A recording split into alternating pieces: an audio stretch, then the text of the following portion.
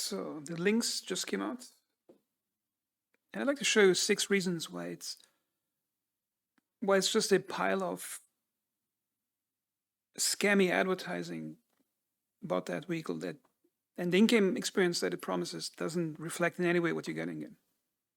Okay, so the first reason. There's currently no way to load the car into a ship without flying to a small outpost. So if you are at Area 18 on Arcorp, the city planet, then you have to take off, not go to the space station because there's no way to spawn the vehicle there. Then you have to go to a small moon about 120,000 kilometers away.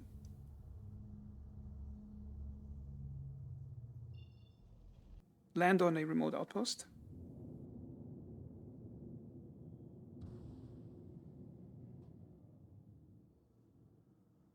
Go to the room that has the platinum base spawn area. Then you have to spawn the car out of thin air. Then drive the car onto the ramp of the ship. Then you have it loaded into your ship. Now, if you exit a game by logging out of the bed in your ship, then the car remains on your ship. So that's just a procedure of getting the car to your ship. Now, the second problem is the car has no way for logging out in itself. Developers made it clear that the RSI links will not have any bad logout in the ship, in the car. So if you want the car to not lose the car, you have to load it back into your ship after you do any driving and log back out in the ship. Now, the third problem is the car physics. As you can see in this video, is that you can pick any steep surface on the ground and just drive up to it, and you can stop, you can drive back and forth, and basically the ship is glued exactly to the geometry of the head map. Now there's an interesting bug to that system. If you actually get out of your seat, then gravity goes back on. So if your ship is pointing upwards on a really steep slope, you might have difficulty getting back into the seat. Now the fourth problem is there's no reason to use a car over a ship in this game, because ships don't have a real flight model. If you press N on the ship and it extends the landing gear, then the game basically switches off the effect of gravity on the ship, which means the ship can be rotated in absolutely any direction or orientation you want, even in full gravity of a normal planet. Then you can get out of the seat, and the ship will remain perfectly stationary. Now this cascades into the next problem, is that there's currently a tractor beam gun you can hold with your character. That thing has 100 meters range.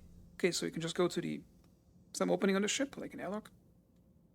And if you're within 100 meters to the ground, you can pick up things from the ground or place things on the ground from your own ship there without ever touching the ground.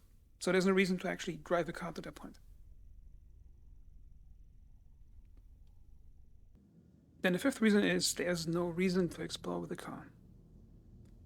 Ships can detect items of interest if they fly there within seconds. So for example, in this example, all I have to do is to press tab. That's the entire exploration gameplay right now. Press tab. So you have no reason to actually use the car for exploration. It just gets in the way. Now the sixth problem, I think that's the biggest one, is that car exploration is limited how much time you can spend per gaming session. So let's say you land your ship and you want to spend 15 minutes driving to a specific point with the car to explore. Then you have to account for going there and then driving back those 15 minutes.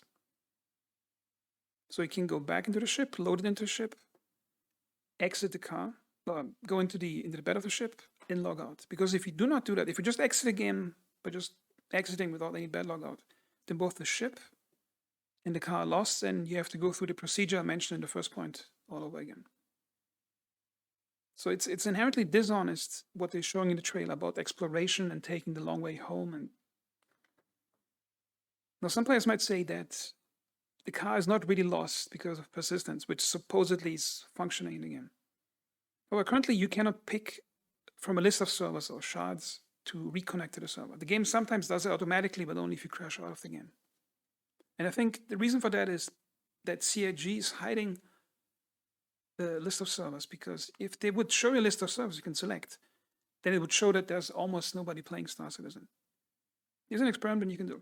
Pick any daytime, any region. Just log in and out a few times, different times of the day. And every time you play, press F1 and take a screenshot of the players that are present on the server. And I think you will be intrigued by how often you see the same names showing up all the time, which indicates a really small player base.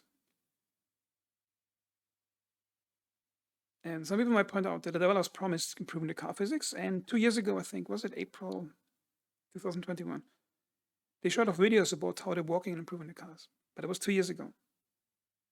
Which means they have no problem selling you the car right now in these extremely bad physics.